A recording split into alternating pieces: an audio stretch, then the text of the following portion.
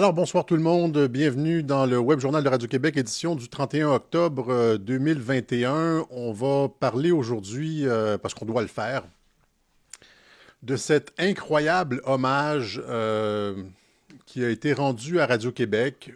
On pourrait dire par l'État profond français. Il me semble que cette attaque vienne de l'État profond français, puisqu'il semble s'agir d'une commande qui a été publié dans un magazine en ligne français et qui a été repris ici du matin jusqu'au soir dans tous les médias de Québécois, hein, radio, journaux, télévision, etc.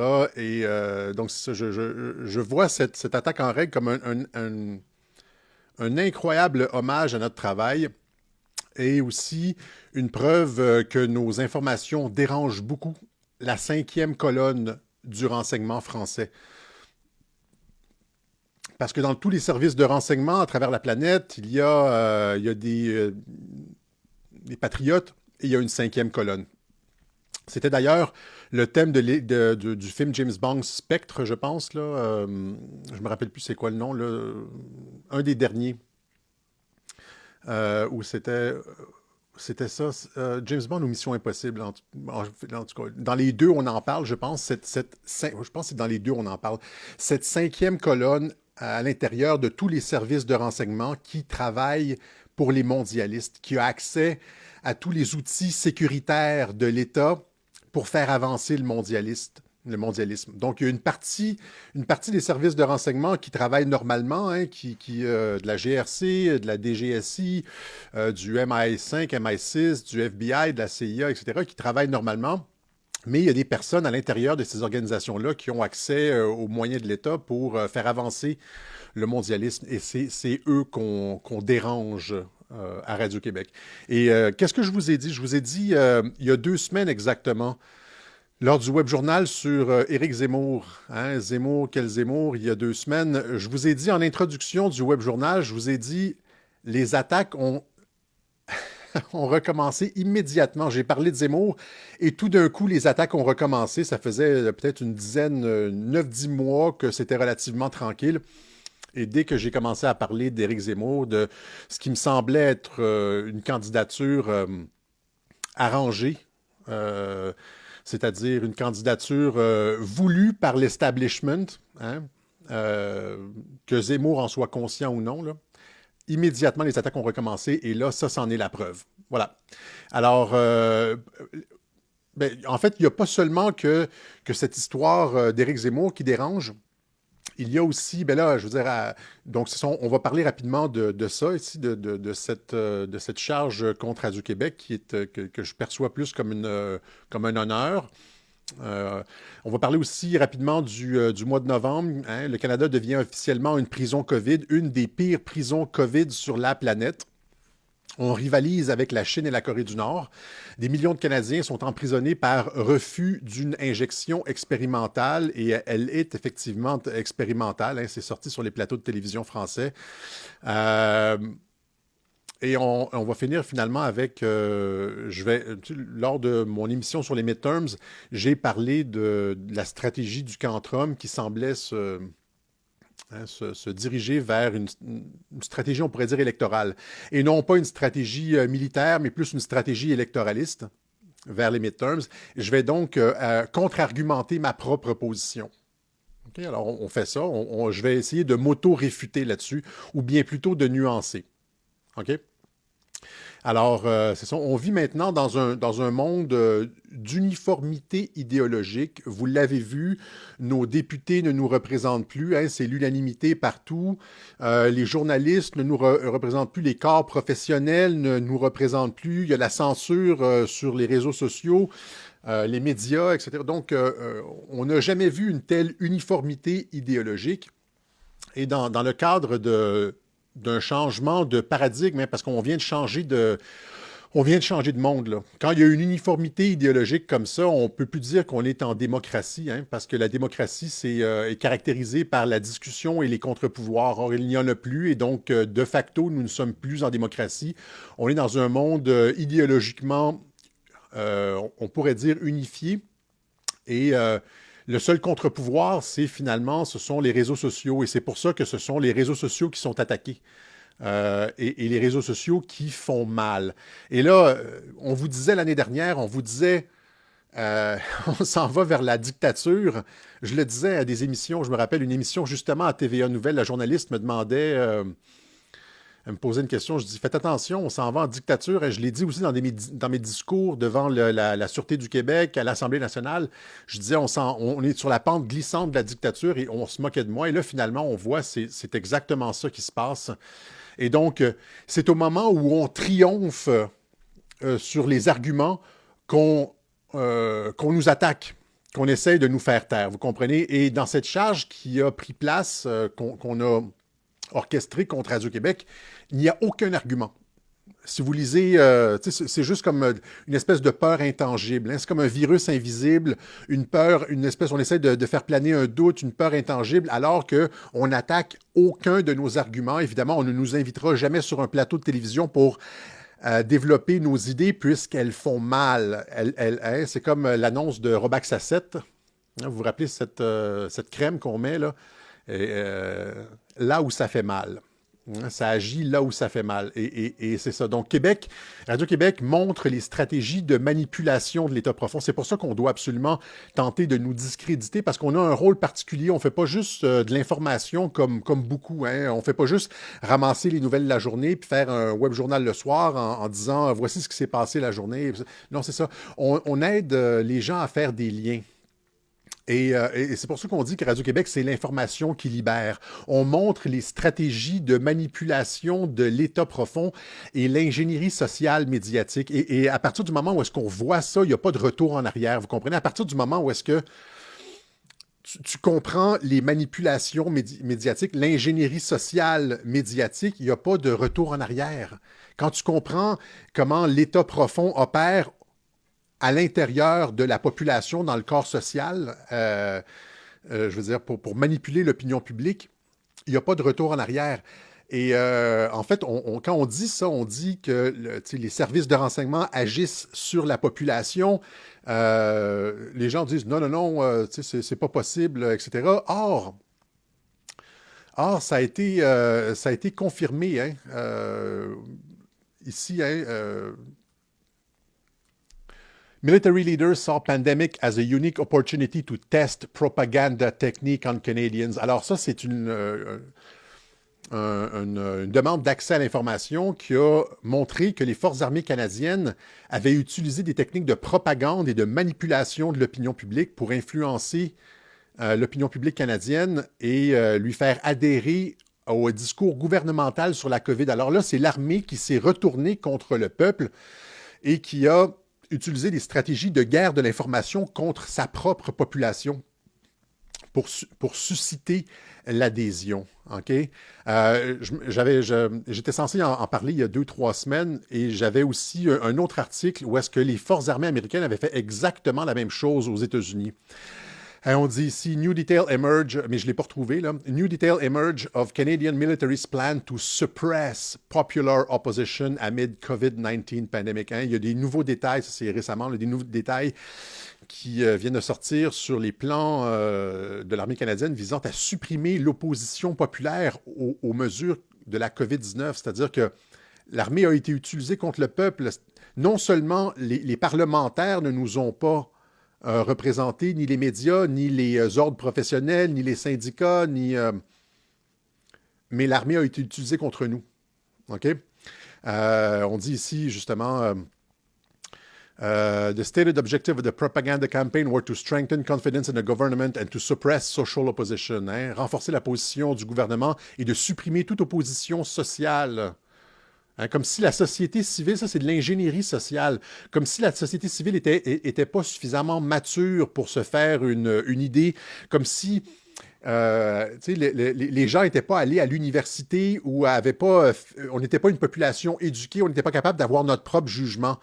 Il fallait que l'armée intervienne dans un processus d'ingénierie sociale pour nous brainwasher de la même façon qu'ils ont lavé le cerveau des Afghans afin de leur faire adhérer à des positions. Même chose aux États-Unis, hein?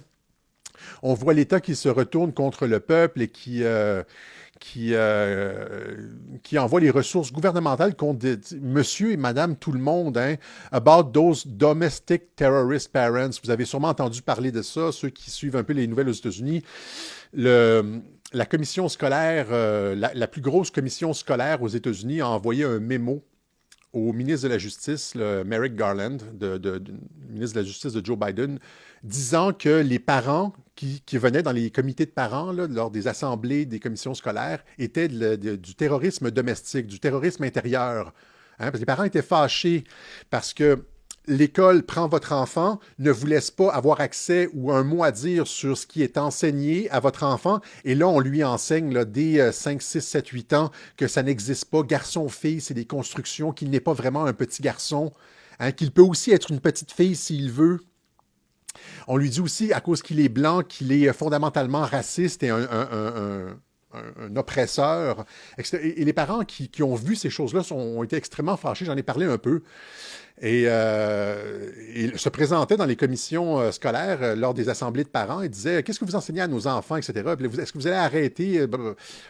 Et finalement, c'est ça, les commissions scolaires, la commission scolaire nationale a envoyé un mémo et le ministre de la Justice, Garland, a envoyé le FBI enquêter sur les parents, puisque la commission scolaire disait qu'ils étaient des terroristes intérieurs, ils représentaient un danger de terrorisme intérieur, des terroristes domestiques. Même chose ici, hein, ça c'est l'année dernière, le SCRS a maintenant les complotistes dans sa mire. C'est-à-dire que les gens maintenant, on utilise les médias pour étiqueter les gens. Hein, on étiquette, quelles que soient les positions, on étiquette at large. On distribue les étiquettes très rapidement. Et après ça, les agences gouvernementales, après que les médias aient fait leur travail d'étiquetage, sans qu'ils aient été fact-checkés, hein, sans qu'il y ait eu de compte à rendre sur la véracité des propos médiatiques, après ça, les agences gouvernementales passent et enquêtent sur les gens ordinaires. Alors, c'est ça qu'on voit. Donc, quand je dis que c'est ça, dans un monde d'uniformité idéologique où la superstructure, les élites, hein, essentiellement, nous ont toutes trahis, tous les corps sociaux, là, les institutions ont laissé tomber le peuple, il ne reste que le peuple, et finalement, c'est ça, c'est que l'État, dans sa phase, lorsque l'État a atteint le point oméga, là, sa finalité, là, se retourne comme une mère ou une mère qui mange ses enfants ou un père qui mange ses enfants se retourne contre le peuple et commence à s'en prendre à toute forme de critique ou de réflexion. Puisqu'elle n'existe plus dans la sphère politique, dans la sphère médiatique, on s'en prend à la sphère sociale et on essaie d'éliminer ce qui se passe dans la sphère sociale. Alors, pourquoi Radio-Québec a été attaqué? Je vous ai dit qu'on était extrêmement efficace. On représente un réel danger pour l'uniformité idéologique, puisqu'on a démonté les coups fourrés de l'État profond aux États-Unis, au Canada et en France. Pensez simplement au Capitole, cette supposée insurrection du 6 janvier où Trump était censé avoir invité ses supporters à attaquer le Capitole et même à s'en prendre potentiellement à tuer des congressistes et tout. Ça a été complètement démenti et démonté, ça, en commission du Congrès. Il n'y a jamais eu de preuve de quoi que ce soit, mais pas que ça. Ce que j'ai montré lors du mois de janvier, j'ai fait des webjournaux au mois de janvier, où est-ce que je montrais que c'était des antifas qui menaient la charge et des agents du FBI qui menaient la charge, hein, des agents provocateurs. Et là, on comprend ce qu'on explique à Radio-Québec, c'est pour ça qu'on fait mal à l'État profond, c'est parce qu'on démonte complètement toute cette stratégie de révolution colorée. Ils ont un mode d'opération un petit peu partout en Occident, où est-ce qu'ils disent que la population se révolte, hein, et est un danger pour les institutions, alors que ce sont eux qui créent qui créent les menaces. C'est comme hein, l'État crée la menace de toutes pièces, comme avec la COVID, comme je l'ai déjà expliqué, l'incendie du Reichstag, etc. Et finalement, blâme la population. Donc, cette histoire de Capitole, je vais y revenir probablement la semaine prochaine. Il y a Tucker Carlson de Fox News qui sort un documentaire là-dessus. où on montre justement que toute cette attaque du Capitole a été menée par des agents du FBI, hein, des agents provocateurs. On vous a mis en garde contre les agents provocateurs. Et ça fait chier l'État profond, ça, que ces manipulations ne marchent pas. Et après ça, vous comprenez pourquoi ils attaquent Radio-Québec? Parce que leur petite manipulation d'agents provocateurs et d'insurrection contrôlée ne fonctionne plus à partir du moment où est-ce qu'on écoute Radio-Québec. Hein? Radio-Québec, l'information qui rend libre. On a démonté cette histoire d'incendie de Notre-Dame, mais il n'y a pas que Radio-Québec, il y a beaucoup de personnes qui l'ont fait. On a expliqué aussi comment l'État profond utilise des distractions pour détourner l'attention du public. Ça, c'est pas le fun. Hein? Quand ils voulaient passer le pass sanitaire, ils ont mobilisé des généraux, hein, qui ont écrit des lettres en parlant du danger des banlieues. Et là, tout le monde a regardé du côté des banlieues alors que le pass sanitaire était voté à l'Assemblée nationale. Même chose au Québec, on dit à tout le monde, regardez la langue alors qu'on nous reconfine et vous comprenez, on montre ces manipulations-là et après ça, comprenez pourquoi ils veulent nous attaquer, pourquoi ils veulent nous faire perdre de la crédibilité. Ils vont jamais argumenter sur le fond. Hein? Mais c'est parce qu'on fait très, très, très mal à toutes leurs opérations. Hein? C'est comme Radio-Québec, c'est un peu comme le média anti-État profond. Hein? C'est comme on est le canon anti-char. Ils arrivent avec leur char, nous autres, on est le canon, on est l'antidote. On est l'antidote aux manipulations. Hein? Pensez, c'est ça, à ces généraux. Et là il y a encore une fois la même chose qui se passe. En France, j'ai vu au micro de Richard Boutry, et je demanderais à mon ami Richard Boutry de faire très, très, très attention. Hein.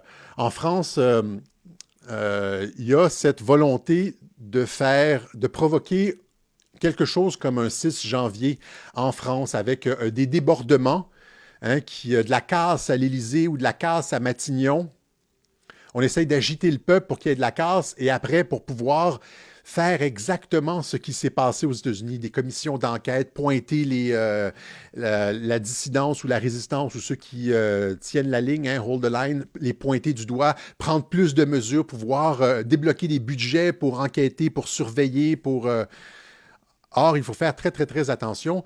Et vous vous rappelez, c'était au mois de juillet, c'était mon premier direct avec Richard Boutry, ou peut-être le deuxième direct avec Richard Boutry à la Une TV. Il y avait en France cette rumeur que la garde républicaine avait abandonné Emmanuel Macron, ne voulait plus le protéger. J'étais allé au micro de Richard Boutry et je lui avais dit, faites attention à ça, faites attention c'est une volonté de l'État profond de vous inviter à l'Élysée afin qu'il y ait des débordements comme le 6 janvier. Vous comprenez? Et donc, cette petite opération de l'État profond à l'époque, hein, n'avait pas fonctionné. Je l'avais pointé du doigt. Et là, il y a la même chose qui se passe encore une fois au micro de Richard Boutry. Il y a un général ou un colonel de la DGSI qui vient au micro et qui dit l'armée n'est pas avec Macron, nous allons prendre des mesures, etc. Et encore une fois, ça, je peux vous le garantir presque à 100% que ce colonel a dit au micro de Richard Boutry, c'est une manipulation, puisque si l'armée était contre Emmanuel Macron, était avec la rue, etc., rien de ça ne transpirerait sur les réseaux sociaux en public. On ne dirait jamais ça en public. Regardez aux États-Unis où les militaires sont réellement en contrôle.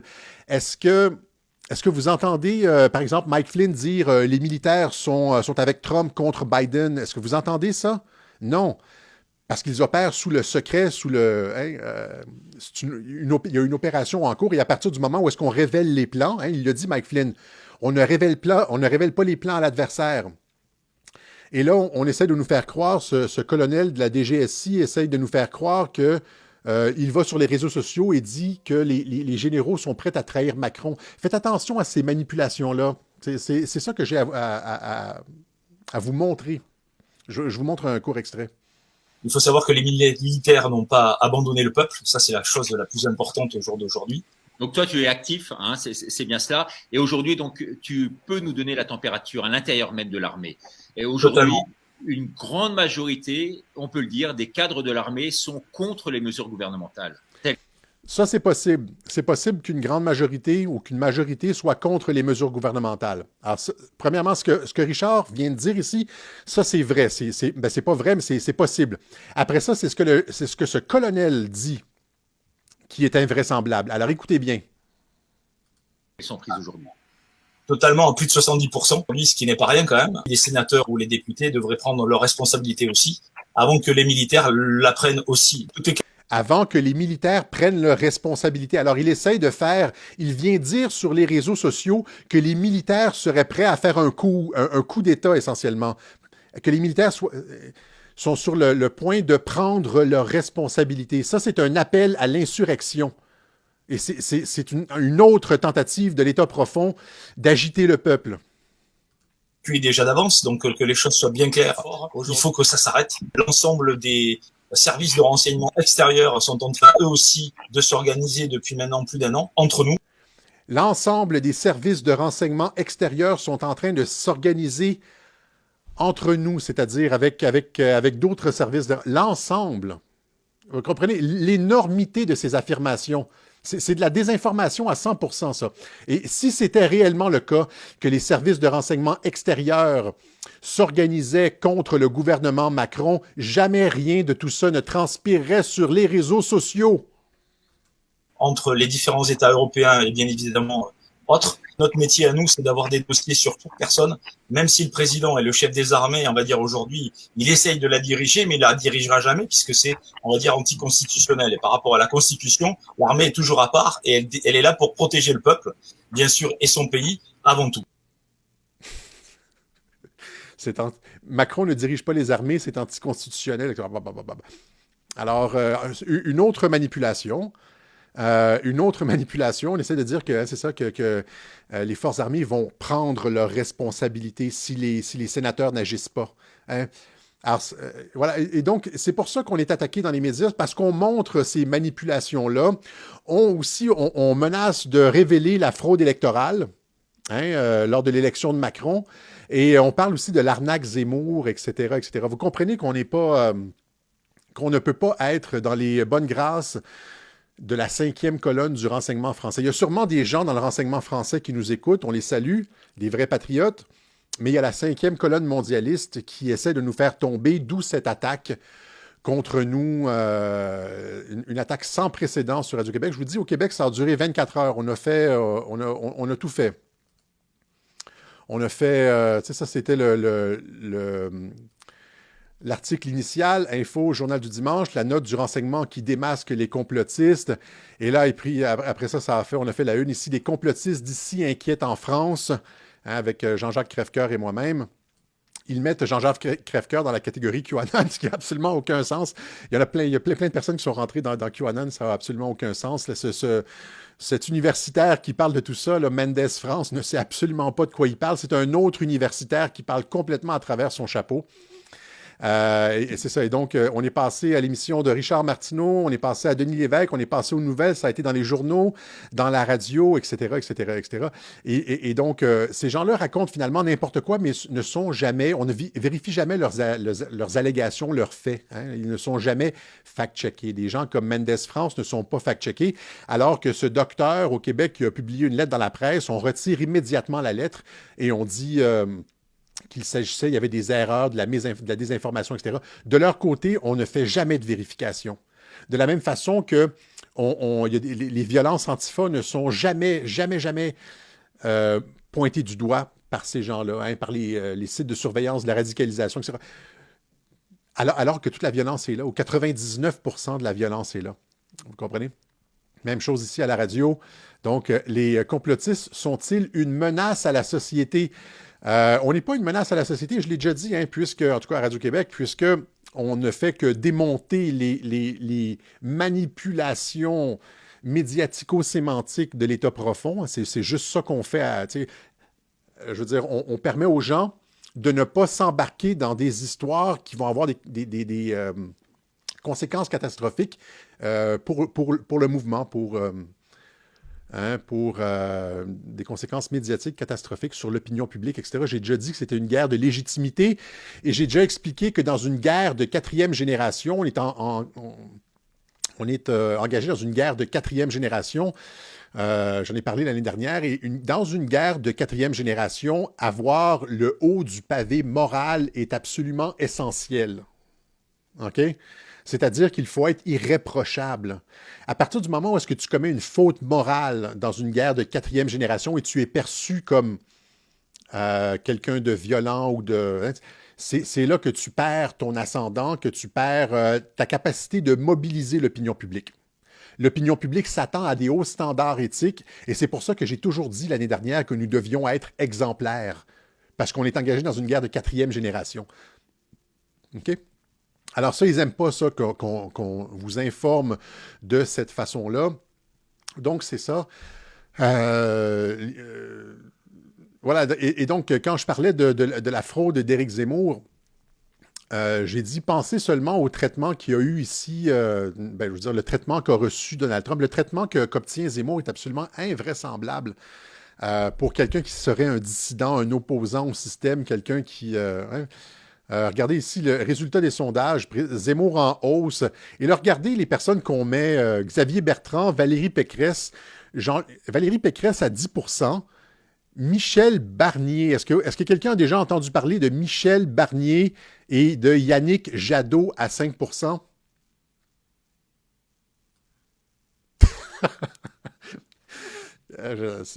De purs inconnus à 8%, alors que qui sont les grands absents de ce sondage? Filippo, Asselineau. Vous voyez qui dérange, hein? Filippo, Asselineau, ceux qui se sont, les seuls qui se sont tenus debout sur la crise de la COVID sont absents du sondage. Et c'est ça, c'est un marqueur. Les seuls qui se sont tenus debout sur la crise sont absents du sondage. C'est la même chose avec Maxime Bernier. On l'a fait disparaître des sondages parce que c'est le seul qui s'est tenu debout sur la crise.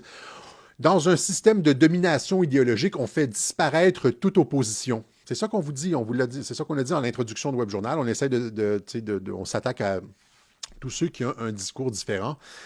Instantanément, tous les plateaux de télévision, dans d'une semaine, ont commencé à parler d'immigration et d'islam de façon coordonnée et simultanée. Et ça, c'était pour... au Canada, on a un sport qui s'appelle le curling. Je ne sais pas si vous, François Asselineau, c'est ça? On a un sport qui s'appelle le curling. J'aurais dû avoir un clip. Si j'ai toujours pensé avoir un clip de curling. Hein, c'est cette espèce de roche qu'on lance sur la glace qui glisse. C'est un sport olympique. Et il y a des personnes qui balaient en face de la roche pour la faire glisser. Et là, Zemmour, c'est la roche qu'on a lancée. C'est comme la roche. Tapez ça, curling. Je devrais avoir... Zemmour, c'est la roche qu'on a lancée. Et là, tous les médias, les plateaux de télévision, etc., se sont faits comme les balayeurs en face de la roche. Curling. Image pour les Français qui ne connaissent pas. C'est pas un sport qui gagne à être connu nécessairement, là, mais voilà. C'est un sport très canadien. C'est comme un peu la pétanque, mais version canadienne sur la glace. Et on balaie en face de... Voilà. En tout cas... Alors, c'est ça, ils ont déroulé le tapis rouge et quand on a pointé ces manipulations-là, j'ai l'impression que ça a fait un petit peu trop pour l'État profond français, la 5e colonne. Et là, ils se sont dit, on doit arrêter ce Québécois qui vient jouer dans nos plates-bandes. Hein, on n'était pas censé parler trop de politique française, mais là, ça donne que... apparemment, c'est ça, ils ne sont pas contents et ils ont sorti l'artillerie lourde contre Radio-Québec, mais on voit ça comme une fleur, finalement. Ils nous font une fleur. C'est comme quand tu respectes ton ennemi, hein, c'est une façon, s'ils nous ignoraient, ça serait presque indécent. Et là, ils nous font une fleur en nous attaquant de cette façon-là. Alors, mais c'est pas nouveau, en fait, hein, que dans un système qui devient de plus en plus totalitaire, où on applique ce que certains ont appelé la centrifugeuse, hein, ceux qui disent la vérité sont expulsés du système médiatique, le système a tendance à cibler les journalistes et les lanceurs d'alerte depuis le 11 septembre, mais ça s'accélère depuis Obama. Et là, on est entré dans une phase critique avec la COVID, le nettoyage dans les médias. Et là, je vous rappelle il y a plein de journalistes qui ont été ciblés, comme cette Cheryl Atkinson, qui a été ciblée par l'administration Obama, alors qu'elle dénonçait, elle enquêtait sur et Benghazi et Fast and Furious. Hein, Fast and Furious, c'est une opération du ministère de la Justice, Eric Holder, où essentiellement le ministère de la Justice cautionnait la vente d'armes. Le ministère de la Justice de Barack Obama cautionnait la vente d'armes au cartel mexicain de l'autre côté de la frontière. Il les a littéralement armés et des agents frontaliers sont morts à cause de ces armes qui ont été vendues au cartel par l'administration Obama. Elle enquêtait là-dessus, elle a enquêté sur Benghazi, etc. Et on a appris par la suite qu'elle avait été ciblée par l'administration Obama et que des membres de l'administration Obama demandaient à ce qu'elle soit renvoyée de CBS, de la faire taire, etc., etc. Donc, les journalistes qui dérangent sont ciblés. Hein? Même chose avec Julian Assange. Donc, Radio-Québec qui se retrouve, j'espère que je ne vais pas me retrouver dans une ambassade quelque part à Montréal pendant les 7-8 prochaines années, demander l'asile politique.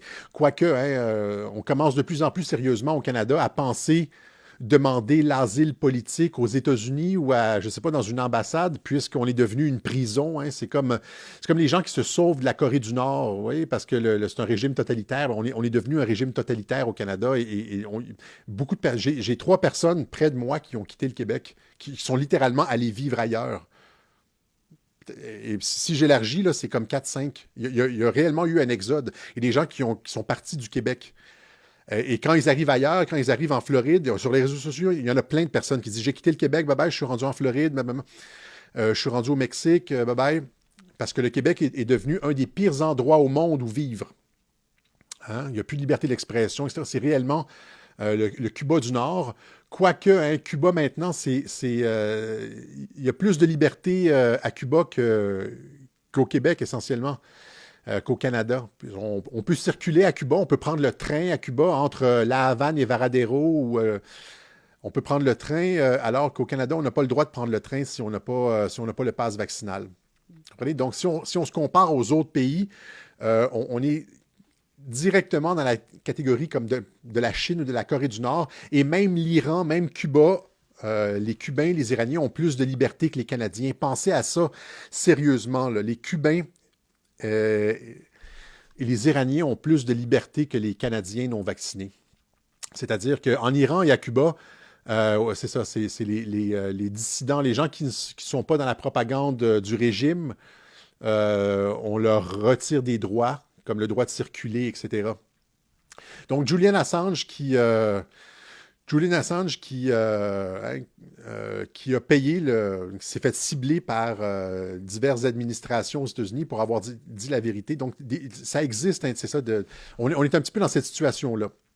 Et là, c'est ça. Donc, Julian Assange, privé du droit d'assister en personne à l'audience relative à son extradition. Les États-Unis qui ont demandé l'extradition, qui refont une demande d'extradition de Julian Assange. La raison pour laquelle il n'a pas assisté en personne à l'audience relative à son extradition, c'est pas parce qu'on lui retire des droits, contrairement à ce qu'on pourrait croire, c'est vraiment pour sa sécurité. Parce que c'est l'homme qui va faire tomber Hillary Clinton. C'est l'homme qui va montrer, hors de tout doute, que cette histoire de collusion avec la Russie a été construite de toutes pièces par le Parti démocrate avec le FBI. Il a les preuves, il l'a déjà dit, hein, il a les preuves. D'autres personnes l'ont dit, il a les preuves. Et donc, c'est l'homme, sa tête est à prix. C'est l'homme probablement le plus recherché par l'État profond présentement. Il doit absolument être gardé en sécurité. Et c'est probablement pour ça qu'il n'a pas assisté à sa demande d'extradition. OK? Et contrairement à ce que certains parlementaires français demandent, hein, service rendu à la France, François Ruffin demande l'asile politique pour Julian Assange. Si on accordait l'asile politique, il ne l'obtiendra pas, là, puisque le MI6 le garde bien au chaud, pour témoigner éventuellement contre Hillary Clinton, le Parti démocrate et tout ça, dans cette histoire dans l'enquête de RAM, essentiellement. Si on lui accordait l'asile politique en France, je lui donne à peu près 2 semaines à vivre. Comme toutes ces personnes qui voulaient témoigner contre les Clinton et qui sont morts, une 60aine d'entre eux à peu près, là, ce qu'on appelle le Clinton Body Count. Alors, qu'il reste présentement sous la protection du MI6 en attendant son procès, je ne dirais pas son procès, mais son témoignage dans l'enquête de RAM. C'est ça que j'ai à dire. Maintenant, il n'y a pas que Julian Assange, j'ai plein de journalistes comme ça à l'international qui ont des problèmes avec les services de renseignement. Il y a Patrick Lagacé ici au Québec. Hein? Patrick Lagacé visé par 24 mandats de surveillance policière. Tu sais, Radio-Québec, c'est de la petite bière comparé à Patrick Lagacé, là. Hein, lui était dans la merde, là, surveillé par la police, 24 mandats. Et Patrick Lagacé de dire, ici, si la police piège des policiers en toute impunité, si la police piège un député en toute impunité, imaginez ce que la police peut faire à de simples citoyens comme vous. Oui, on le sait, depuis la COVID, c'est devenu évident. On voit ce que une police et des services de renseignement hors contrôle peuvent faire à de simples citoyens. Patrick, merci de nous le rappeler. Hein? Ça, c'était en 2014, je pense. Je me demande ce qu'il penserait de ça maintenant. Mais ce qu'il dit est 1000 fois plus vrai aujourd'hui. En tout cas, on peut le voir. On peut le voir. À l'époque, on se disait, un journaliste, ça avait fait un scandale au Canada, un journaliste espionné par la police et tout, surveillé de près. Et finalement, c'est ça. Hein, ce qu'on voit, c'est à l'époque, les médias le défendaient. Mais là, ici, on voit l'association contre Radio-Québec, on voit l'association Médias-État profond. C'est ça qui transparaît, c'est ça qui apparaît, c'est ça qu'on voit en filigrane là, de cette attaque contre Radio-Québec. Quand on regarde en filigrane sur le papier, on voit ce qui transparaît, c'est cette alliance entre l'État, les médias et l'État profond. Ah, OK. Alors, ça ici, maintenant, j'avais autre chose en tête. Je voulais sauter à autre chose. Je pense, en tout cas, j'ai perdu le fil. Je me suis égaré sur Patrick Lagacé. Ah oui, c'est ça. Rapidement comme ça, je disais, j'ai des photos de François Fillon ici. Rappelez-vous ce qu'on a fait à Donald Trump, le traitement qui a été réservé à Donald Trump. Rappelez-vous le traitement qui a été réservé à Maxime Bernier. Et rappelez-vous, quand l'État profond n'aime pas quelqu'un, on fait des attaques comme sur Radio-Québec, hein, avec ce pseudo-universitaire Mendes France, battage médiatique. Quand l'État profond et les médias trouvent quelqu'un qui est réellement anti-système, ils tentent par tous les moyens de l'abattre. Et on le voit dans notre cas, Maxime Bernier. Et en France, ça a été le cas avec François Fillon lors de la dernière présidentielle. Hein. Vous vous rappelez le coup bas? On l'a laissé se présenter et tout. Et finalement, je pense, à 2 mois, à 1 mois, à quelques semaines du premier tour, on le fait trébucher avec une enquête sur des faux, du travail donné à sa femme, hein, des emplois fictifs, etc. Et donc, on a fait trébucher le candidat de la droite, ce qui a fait passer finalement Emmanuel Macron, ce qui a créé un deuxième tour Macron-Le Pen gagné d'avance pour Macron. Et donc, on fait trébucher les candidats. On ne leur déroule pas le tapis rouge, on ne leur déroule pas des sondages favorables, on les fait disparaître comme Philippot et comme Asselineau. Philippot qui, lors de son discours de lancement de campagne présidentielle, nous a fait un clin d'œil au Québec. Je vous fais écouter. Et on l'apprécie. Pourquoi personne ne relève ça en France? Comment comprendre? Si ça n'est pas une mafia internationale, comment comprendre qu'au Canada, ils aient décidé qu'à partir du mois de novembre, les ressortissants canadiens ou étrangers qui vivent dans le pays n'aient plus le droit de le quitter s'ils n'ont pas leur double injection de vaccin? Comment comprendre qu'on puisse comme ça, de manière inédite dans l'histoire, transformer son propre pays en prison géante?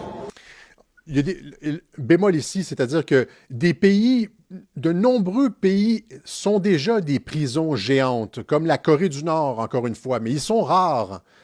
Normalement, normalement, le droit de circuler est garanti, surtout dans les démocraties. Ce qui est inusité ici, c'est que ça se passe dans une démocratie sans que les médias ne critiquent cette mesure.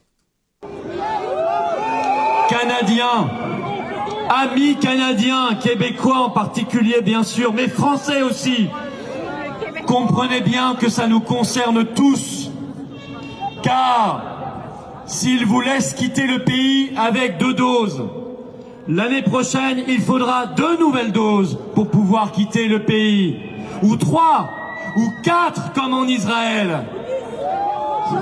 Et vous comprenez bien qu'avec cette logique, c'est sans limite.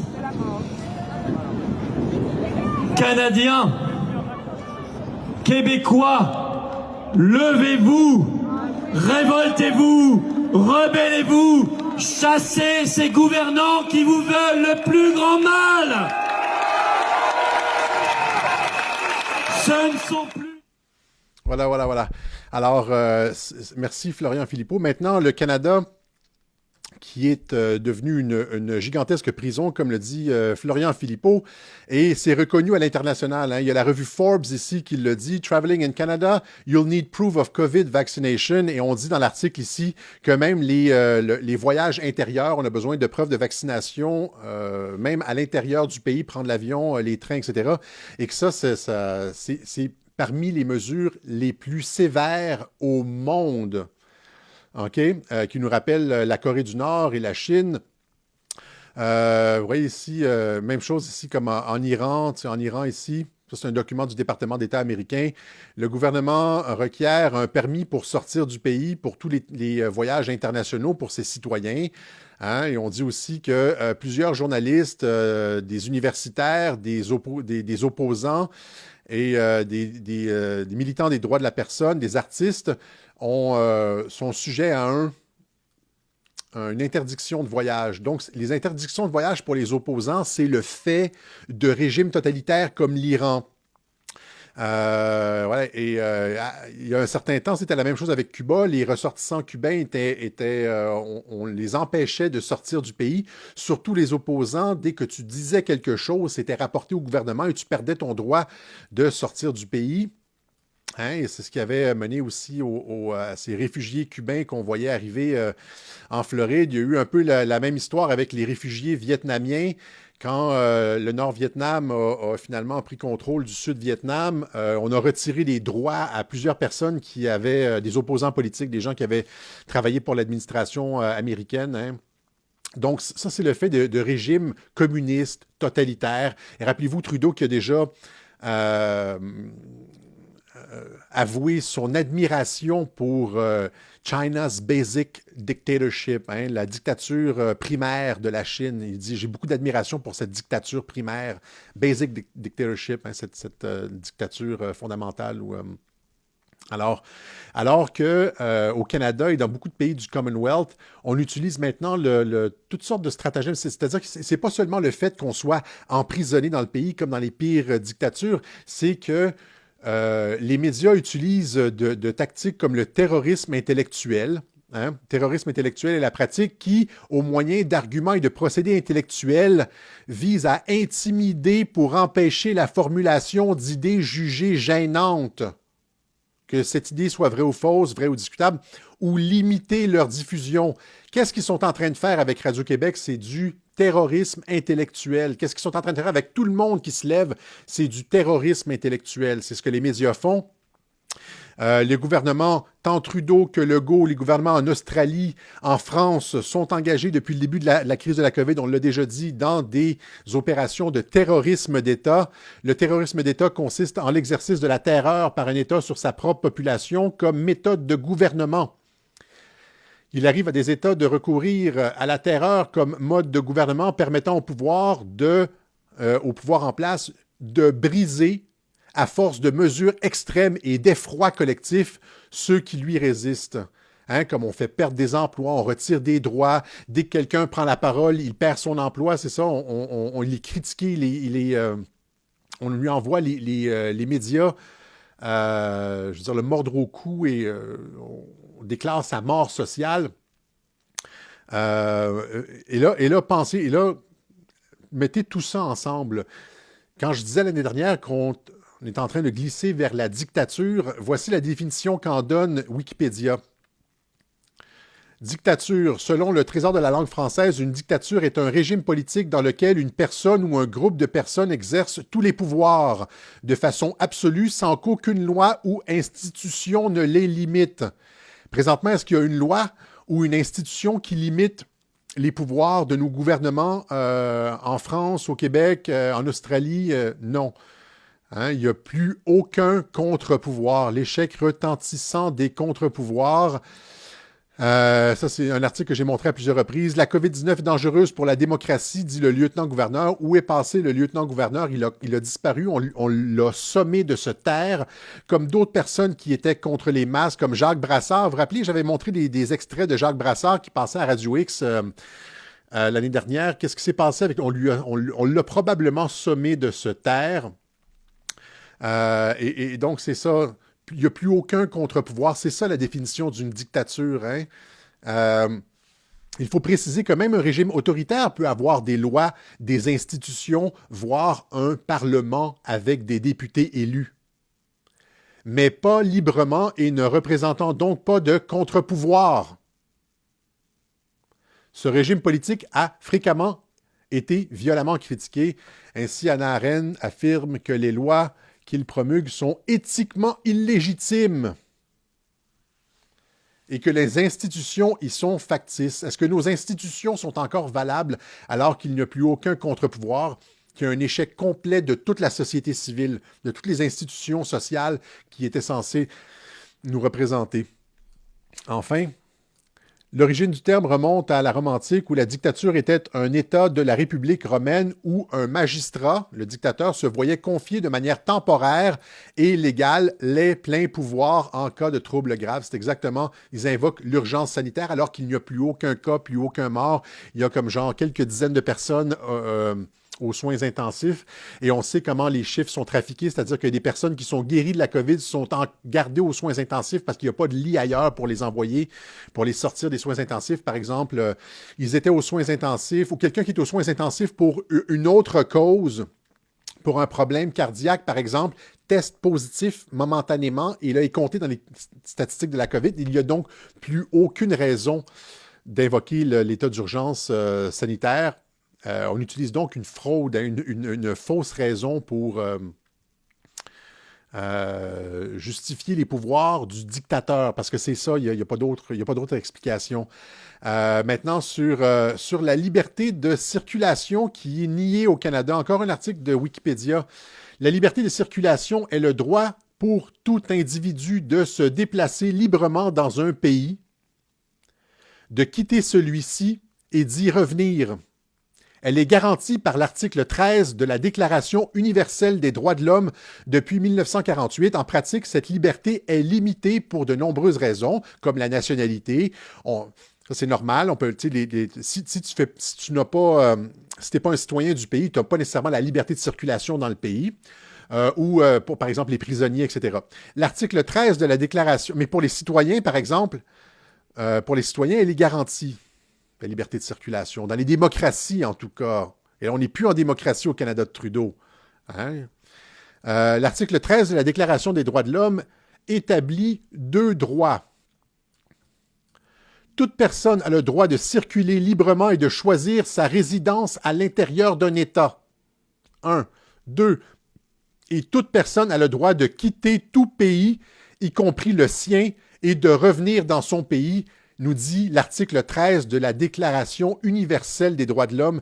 Elle est présentement bafouée par le Canada pour des raisons obscures. Encore une fois, en invoquant de faux prétextes, on nous a imposé ce passeport vaccinal dans les transports et cette interdiction de quitter le pays en invoquant l'idée qu'il pourrait y avoir 15 000 cas par jour d'ici octobre au Canada, nous a raconté l'affabulateur en chef, le Dr Tam, qui ne cesse de raconter des sornettes depuis 18 mois. Elle, sa spécialité, c'est l'état sanitaire carcéral. Je vous ai montré l'année dernière la vidéo de 2010 où est-ce qu'elle était la spécialiste des bracelets de sécurité, du confinement, etc. Et ils sont venus la chercher en 2017, je pense, pour la mettre à la tête de la santé publique du Canada.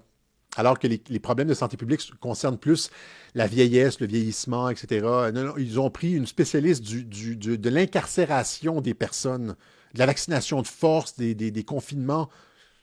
Donc, elle nous disait 15 000... C'est elle qui nous disait qu'on devait comme éviter les relations sexuelles et plutôt s'adonner à la masturbation, etc. C'est bizarre.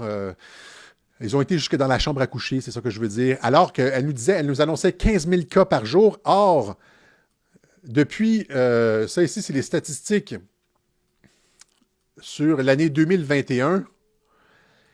Dans l'année 2021, au Canada, il n'y a jamais eu, il y a peut-être eu une fois, une journée où est-ce qu'il y a eu 10 000 cas par jour. On n'a jamais tapé le 15 000 cas par jour. En octobre, on n'a jamais atteint le 5 000 cas par jour. C'est en rouge ici, l'encadré. Donc, vous avez la première barre rouge en haut, qui est la barre des 15 000. Après ça, vous avez la barre verte, c'est les 5 000. Et là, vous avez le 15 janvier, il y a eu un pic, ça a dépassé 5 000. Même chose au mois de mai. Pour les cas, n'oubliez pas, si on teste plus, on obtient plus de résultats. Et finalement, au mois d'octobre, regardez les cas en bas, là, c'est à partir... le 20 octobre, c'est là où est-ce que ça commence à descendre. Donc, on n'a jamais tapé le 5000. Elle s'est trompée par un facteur de 3. Mais c'est pas important parce qu'il n'y a aucun journaliste qui fait de vérification de toute façon. Ils peuvent dire n'importe quoi parce qu'il n'y a plus de contre-pouvoir. Ils pourraient présentement, littéralement, venir prendre des personnes chez vous, vos voisins, les mettre dans des camions, les envoyer dans des camps et personne ne dirait rien, les médias ne diraient rien, l'opposition officielle ne dirait rien, il n'y aurait pas de groupe de défense des disparus qui... vous comprenez? Il n'y a plus de contre-pouvoir, ils peuvent faire ce qu'ils veulent essentiellement. Ils peuvent faire ce qu'ils veulent. Les chartes des droits sont interprétées de façon extrêmement étrange par les juges. Si les juges sont corrompus là, et ne jugent jamais en faveur du droit de la population, toujours en faveur du gouvernement, ça ne sert à rien d'avoir des chartes si elles ne sont pas respectées à la lettre, si l'esprit de la charte n'est pas respecté. Si on dit toujours, malgré le fait qu'il n'y a pas de cas, qu'il n'y a pas de mort, si le juge dit toujours le principe de précaution, le principe de précaution, le principe de précaution, il n'y a plus personne de mort, dans 15 ans, ils vont encore nous sortir le principe de précaution. Ça n'a plus de sens, cette histoire-là. Alors voilà, donc ça c'est ce qui se passe au Canada. Terrorisme d'État, terrorisme intellectuel, suspension de la liberté de circulation et bientôt les camps, probablement. Voilà. Alors, c'est ce que j'avais pour vous ici là-dessus. Maintenant, encore une fois, on avait raison sur certaines choses. Le modèle chinois déployé au Québec, un ministère de 4 milliards de dollars pour l'informaticien Éric Kerr. Donc, le ministère de la cybersécurité va être mis en place avec l'identité numérique. Ça aussi, on vous l'avait annoncé l'année dernière. C'est parce qu'on a raison qu'ils nous censurent, qu'ils nous attaquent, vous comprenez? C'est parce qu'on a raison. On fait mal au discours. Les gens ont de la vision à long terme avec les émissions de Radio-Québec. Regardez ici. Donc, les défis seront nombreux. Créer une identité numérique sécuritaire pour les Québécois, possiblement grâce à la biométrie. On vous l'avait annoncé, ça aussi, la biométrie, empreinte digitale. Donc, pour vous connecter à votre ordinateur, vous allez avoir un petit truc, là, il va scanner votre œil, vous allez devoir mettre votre empreinte digitale à la maison pour accéder aux services gouvernementaux ou passer une carte biométrique. Là, c'est ça, vous allez devoir avoir ça en tout temps avec vous. Instaurer la cohésion des projets informatiques, etc. Mais là, ici, les Québécois en route vers une identité numérique par reconnaissance biométrique, comme en Chine. C'est comme en Chine. C'est le modèle chinois. Et là, Éric Kerr qui nous dit...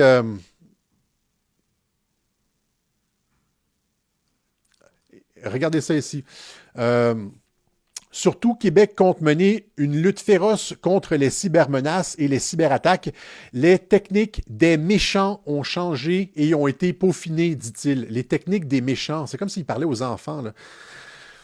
Son ministère devra être efficace et performant car le Québec est attaqué comme jamais auparavant. Le Québec est attaqué comme jamais auparavant. Est-ce qu'il y a des preuves? Est-ce qu'un journaliste lui a demandé des preuves de ce qu'il avançait ou c'est encore des menaces, des peurs qu'on agite devant la population pour lui voler ses droits, pour suspendre les débats? C'est encore ça. Il n'y a aucune preuve de ce qui avance, qu'il y a des cybermenaces contre la population québécoise. En tout cas, il n'y a certainement aucun journaliste qui a fact-checké ça. Hein? Ce ne sont plus des loups solitaires aujourd'hui, ce sont des groupes criminalisés, des États qui vont financer des organisations pour faire des cyberattaques. OK, Éric Kerr, peux-tu nous dire quels États financent des groupes pour faire des cyberattaques? As-tu des preuves de ce que tu avances ou tu fais juste encore une fois suspendre nos droits avec des mensonges éhontés comme ce que ce gouvernement a fait depuis 18 mois maintenant? Je pense que c'est ça. Je pense que c'est la deuxième option. Et il ne sera pas fact-checké. Voilà. Alors, c'est ça. Donc, encore une fois, biométrie, c'est en train de se passer. Je vous avais dit, on l'avait dit, le pass sanitaire pave la voie à l'identité numérique. Et là, poser la question à Éric Duhem, est-ce qu'il va embarquer là-dedans? Est-ce qu'Éric Duhem tourne la page sur le passeport vaccinal, mais il nous fait embarquer dans la biométrie et tout? C'est-à-dire... Et rappelez-vous, là, la lanceuse d'alerte de Facebook et là, la haine sur les réseaux sociaux. Encore une fois, toutes les fausses menaces. Là, et là, ils vont demander, c'est ça, à ce que tout le monde soit identifié. Tout le monde... Il y a déjà un régime de terreur où les gens ont peur de prendre la parole publiquement. S'ils suspendent l'anonymat sur Internet, pensez à ce qui va advenir de la liberté d'expression.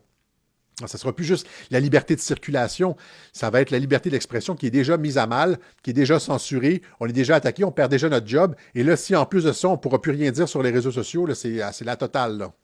OK? Voilà. Alors, un dernier mot sur... déjà 57 minutes. Un dernier mot sur Trump. On va terminer là-dessus. Peut-être sur une meilleure note. Dans l'émission sur les midterms, je vous ai dit que Trump semblait avoir une stratégie qui l'amène vers les midterms et qu'il n'y aura pas de coup d'éclat avant les midterms parce que c'est trop bénéfique pour le Parti républicain de garder un Joe Biden manipulé, faible, le fiasco Biden qui tire les démocrates vers le bas. Jusqu'à l'élection des midterms pour que les démocrates, les républicains, fassent le plein de patriotes. Trump est en train de changer tout le parti, il est en train de sortir les traîtres, et là, tous les patriotes vont se retrouver au Congrès et au Sénat pour qu'il y ait le plus grand nombre, pour que la victoire électorale soit la plus grande. Il a besoin de garder Joe Biden là, hein, et aussi d'avoir une crise économique en 2022. Hein, les gens votent en fonction de l'économie, en fonction de leur portefeuille. Alors, tu veux Joe Biden, hein, tu veux un Joe Biden pris avec une crise économique pour que les gens votent républicain. Hein, pour que les gens veuillent du changement, pour faire en sorte que le vote soit massif. Tu veux une crise économique, un fiasco... un fiasco en relations internationales, quelqu'un qui n'est pas capable de parler et tout. Et là, ça, c'était sur cette phrase-là, était sur le télégramme de Mike Flynn aujourd'hui. Rappelez-vous ceci. Remember this, the worst things got, the higher Noah went. The higher up Noah went. Alors, plus les choses, là, il parle évidemment, il fait le parallèle avec Trump, plus les choses allaient mal, hein, lors du déluge, évidemment, plus il pleuvait, plus les choses allaient mal, plus Noah montait. Et donc, c'est exactement ce que... J'ai trouvé ça intéressant parce que c'est exactement ce que j'ai expliqué lors des midterms et de plusieurs webjournaux. C'est-à-dire que plus ça va mal aux États-Unis, plus Trump monte. Plus les gens veulent le retour de Donald Trump. Vous comprenez? Alors, et là, c'est sarcastique, c'est cynique. C'est pas sarcastique, c'est cynique. Hein, parce que c'est comme si on voudrait que les choses aillent mal pour que... Mais c'est un peu ça. Hein, c'est la logique politique demande ça. Alors, les choses vont probablement aller... n'iront pas en s'améliorant en 2022 jusqu'au moins aux midterms. Maintenant, simplement dire que, en ce qui concerne... je voulais réfuter mon analyse des midterms en disant que, oui, il se dirige vers une victoire, c'est une stratégie électorale, il n'y aura pas de coup d'éclat. Mais encore une fois, je reviens à ce que j'avais dit 3-4 web journaux avant ça, hein, je disais, peut-être un petit peu plus, là, il y a un petit peu plus longtemps, je disais, est-ce que Trump peut réellement contester une élection et faire des changements au système électoral s'il est lui-même issu de la fraude? Comprenez? Donc, l'objectif, c'est de sécuriser les élections aux États-Unis, de régler le problème de la fraude électorale. Ça, c'est l'objectif numéro 1 des militaires, des patriotes de l'équipe Trump. Alors, si tu veux régler le problème électoral aux États-Unis avec des façons sécurisées de voter, comment est-ce que tu peux mettre ça en application si tu as toi-même été élu? Et donc c'est-à-dire il va falloir à un moment donné, si le camp Trump veut opérer un changement dans la loi électorale et des changements radicaux dans la façon de voter pour sécuriser les élections, il va falloir à un moment donné qu'une instance neutre, comme soit la Cour suprême ou soit les militaires interviennent pour renverser l'élection de 2020. En 2022, si les républicains prennent le Congrès et le Sénat, après ça, est-ce qu'ils vont pouvoir dire il y a de la fraude électorale, le système de fraude électorale, on veut changer les lois parce qu'il y a de la fraude électorale? Non, ça va être difficile. Même chose avec Trump, s'il attend 2024 pour revenir, il peut revenir à n'importe quel moment. C'est-à-dire en 2024, ils vont pouvoir court-circuiter l'algorithme de triche dans les machines. La NSC va pouvoir faire ce qu'ils ont fait en 2016 pour le faire rentrer en 2024. Donc, il est capable de rentrer. Mais à partir du moment où est-ce qu'il rentre, si la Cour suprême ou l'armée n'est pas intervenue sur l'élection de 2020 pour invalider ou quoi que ce soit, lui-même ne pourra pas le faire parce qu'il va être issu d'un processus. Il ne pourra pas dénoncer un processus frauduleux qu'il a lui-même placé au pouvoir. Vous comprenez? Il y a comme cette espèce de... J'ai le mot en anglais, un loop, là, il y a comme ce paradoxe. Ce paradoxe où est-ce qu'on semble se diriger vers une stratégie électorale, mais encore une fois, s'il opte pour la stratégie électorale, il invalide tout son argumentaire sur la fraude. S'il y va avec les midterms, si la stratégie des midterms, comme je l'ai expliqué, fonctionne, et s'il revient en 2024, il ne peut plus rien dire sur la fraude et il ne peut donc pas changer le système électoral qui est son objectif. Donc, il faut qu'il se passe quelque chose entre-temps. Voilà, c'est ce que je voulais dire. J'argumente contre moi-même. On réfléchit tout haut. OK. C'était ce que j'avais pour vous aujourd'hui. J'ai oublié... Bon, j'avais quelques autres clips, mais j'ai trop parlé aujourd'hui. Alors, de toute façon, 1h03, on va aller remercier les gens qui ont fait une contribution au Web Journal de Radio-Québec. Merci beaucoup à ceux qui nous soutiennent, ceux qui nous permettent de dégonfler les manipulations de l'État profond. Hein, imaginez le travail qu'on fait. Imaginez si on n'était pas intervenu. Je veux dire, je veux pas trop me lancer des fleurs non plus, là. Mais si Radio-Québec n'était pas là, les gens se seraient engouffrés probablement dans de la violence, seraient passés à l'acte, on aurait mal compris les événements. Et donc, notre travail d'analyse a été, je pense, salutaire pour l'ensemble du mouvement. Et ça enseigne aux gens à voir les manipulations médiatiques, l'ingénierie sociale médiatique et les manipulations de cette 5e colonne à l'intérieur des services de renseignement. Ce n'est pas tous les services de renseignement, c'est une 5e colonne à l'intérieur des services de renseignement. Et donc, Radio-Québec, c'est l'information qui rend libre. Et ça, c'est possible grâce à vous, grâce à ceux qui nous permettent de continuer, qui nous tiennent les reins solides. Je vous remercie souvent, j'oublie de remercier. Il y a des gens qui envoient comme un don régulier presque à tous les web journaux, là, toc, toc, toc, toc, toc. Il y a des fois, c'est mensuel. On vous remercie, ceux qui nous appuient depuis le début. Hein. C'est vraiment, on voit les noms passer, on voit vos remerciements sur PayPal, des fois sur les transferts Interact, sur les chèques, les lettres. On vous remercie énormément. Vous nous donnez la liberté d'expression, je l'ai déjà dit ça. C'est-à-dire que souvent, pour faire taire les gens, on s'attaque aux finances. On coupe leur gagne-pain, etc. Et donc, vous nous permettez d'avoir la liberté d'expression. On n'a pas peur de parler grâce à vous. Alors, merci beaucoup à ce groupe de personnes qui nous permettent d'informer l'ensemble de la francophonie et d'éviter de tomber dans les pièges et les manipulations de l'État profond. Merci beaucoup. Alors, si vous voulez faire une contribution, nous permet de continuer à opérer de cette façon-là à Radio-Québec, par la poste. Alexis Cossette-Rudel, casier postal 32017, Saint-André, Montréal-Québec, H2L 4Y5. Sur PayPal, paypal.me/Alexis Cossette. Sur les transferts Interact, alexis@radioquebec.ca. Et j'oublie toujours de le dire, et je me suis mis une note ici. En plus du site web radioquebec.tv, où vous pouvez trouver tous nos vidéos. Si jamais on est censuré partout, vous allez nous retrouver à radioquebec.tv. Si le service est temporairement tombé, il va revenir dans les heures ou dans les jours qui vont suivre. On est indépendant sur ce site-là, radioquebec.tv, mais vous pouvez aussi nous écouter en podcast sur Apple Podcast. Hein. Si vous allez sur Apple Podcast, vous allez voir, vous cherchez Web Journal ou Radio-Québec, vous allez tomber sur... on les met à jour régulièrement, donc si vous ne voulez pas utiliser vos données cellulaires, vous voulez juste écouter la version audio, on est présent sur Apple Podcast. Hein? Voilà. Alors, on est déjà à 1 heure et quelques.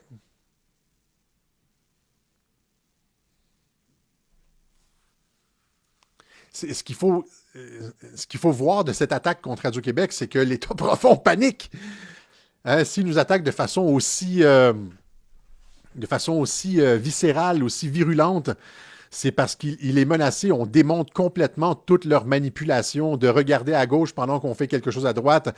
On va parler des banlieues alors qu'on est en train de suspendre tous vos droits et libertés. Hein?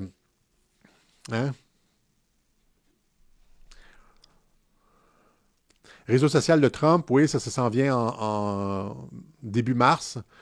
Et donc, je vais être là-dessus probablement aussi. Si on est censuré ailleurs, on va se retrouver sur le réseau social de Trump. Et là, on ne sera pas censurable.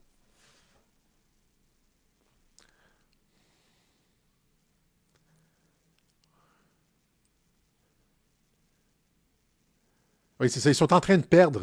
Ils sont en train de perdre. Ça a l'air que le contrôle est. C'est-à-dire qu'à partir du moment où est-ce que tu dis la vérité, puis qu'il existe, la vérité circule sur les réseaux sociaux, puis il y a beaucoup de médecins, d'infirmières, de scientifiques qui parlent, et puis ils en censurent 1, 2, 3, mais ça finit par sortir éventuellement. Ils ne peuvent pas censurer tout le monde. Et plus ils serrent la vis, je l'ai déjà dit ça, plus ils serrent la vis, plus les gens en voient. Ils serrent la vis, OK, les gens se font vacciner, ils vont serrer la vis encore, il y a un autre 2-3% qui va aller se faire vacciner, ils serrent encore, il y a un autre 2-3% qui se fait vacciner, mais tu en as aussi un 3-4-5% qui voit, on est rendu là, un autre 3-4-5% qui voit, on est vraiment rendu là. Alors, ce que Cossette disait l'année dernière, c'est finalement vrai, pas si fou que ça, hein, ce qu'il disait, etc., etc., etc. OK? Voilà. Le mot de passe, question de sécurité, Alexis, si vous avez à me poser une question, je réponds Alexis, c'est plus simple. Quelle que soit la question, là, quelle est la couleur du cheval blanc de Napoléon, Alexis?